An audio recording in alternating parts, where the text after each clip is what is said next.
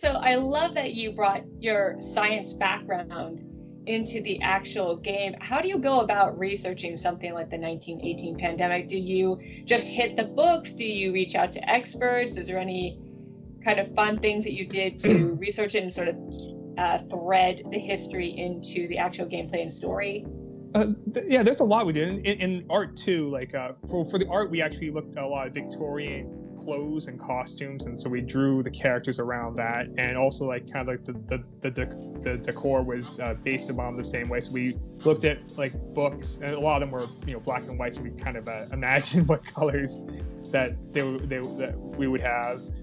For the science part of it, the great news is there are lots of scientific journals that you can read about this, and people had really different ideas. And what I like to read were the journals that were wrong, like that did not have a really good idea about what germ theory was, because at that time it's kind of crazy to think about this, but in the early 1900s, if you were pregnant and you had a child, your child was actually more successfully born with a midwife in your home compared to being born in a hospital, because doctors at the time didn't know they should wash their gloves. Wow. And like, so there's a lot of things like that I think are interesting, and we drew upon a lot of those. I wouldn't say they're mistakes, it's just lack of information at that time, because they just didn't know. And I'm sure 1,000 years from now, people are going to look at some of the things we did and think, man, these people just didn't know at that time. So we looked at a lot of those scenarios when making choices as well. Gosh, that is super interesting. I love that kind of detail and that kind of research. How many hours do you think of research? Because I know just for one episode of History and Games, I mean, just weeks and weeks of research just for like a 10-minute video. I cannot imagine over the past couple of years how much research went into this game. I mean, it wasn't all at once. We probably did it like first we came up with the overall story flow, of where you can go. But then, because there are so many story branches, we wanted to say, what if you did this thing totally wrong? And then it's really interesting to imagine, like, what if you went in another direction? And so for some of the choices, then we would probably go back and we would research to say, okay, well, what would happen if there was less food in the castle? Like, what would your options be? And then so some of those things, then we would go back to research that part without spoiling too much. Like, that's probably how we would do it. So let's go back a little bit in terms of sort of the gameplay and story. What are some features you personally are super excited for fans to try out?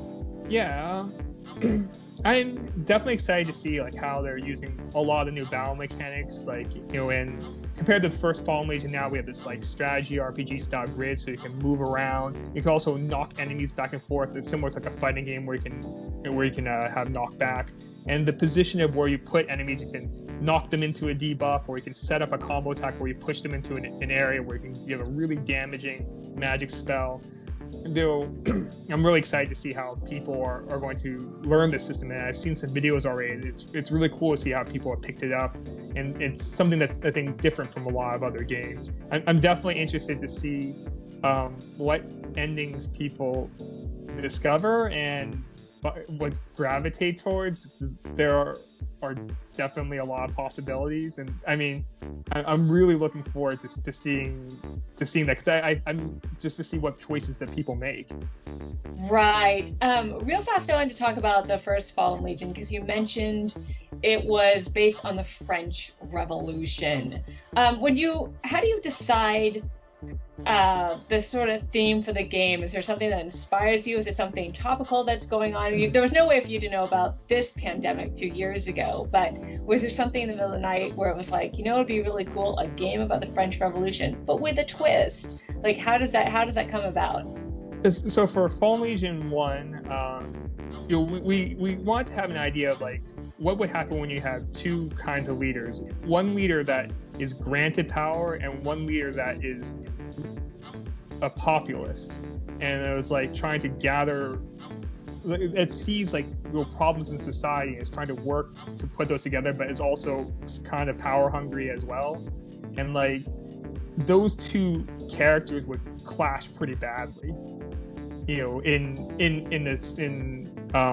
a story. So that was kind of an interesting standpoint of like how we would have two rival figures, and like the idea for the first Fallen Legion, you would see the story on both of their perspectives, and both are kind of reasonable, but both have parts that are kind of unreasonable too.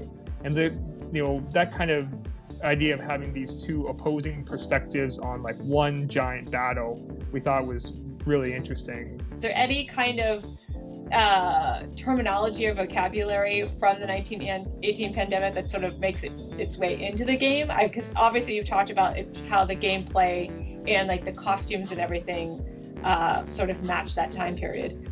We didn't use that, but there is actually something that's interesting for the language. In the library, there's a book called The Mysteries of London, which is actually a penny blood from the Victorian era. And we actually took excerpts from that from that actual book.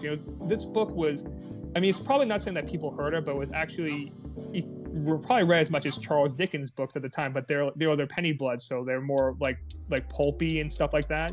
So we took excerpts from that time period with the language and intact to kind of set the table of what the world looks like down below. That's so interesting. I love that. That's fantastic. Well, thank you so much for this interview. Tell fans once again when they can get their hands on the game and all the platforms it's coming to. Yeah, Fallen Region Revenants comes out on February 16th for PlayStation 4 and Nintendo Switch. And there's also a demo available right now with the complete full Chapter 1 of the game. And your save data from the demo can be imported into the main game too. That's fantastic and very convenient. So thank you so much, Spencer. It was great talking to you about history and games. Tell the people where they can find you and your company online. You can look at our Twitter at Fallen Legion, and our company's website is yummyyummytummy.com. That's great. And you can find me on Patreon at patreon.com/Megan, MEGHANR Sullivan. I'm also on Twitter at MEGHAN_IGN and Instagram at Celtic_Queen_Meg. Thanks so much for watching, everyone, and we'll see you later. Thank you, Megan. Thank you, everyone, for listening to this.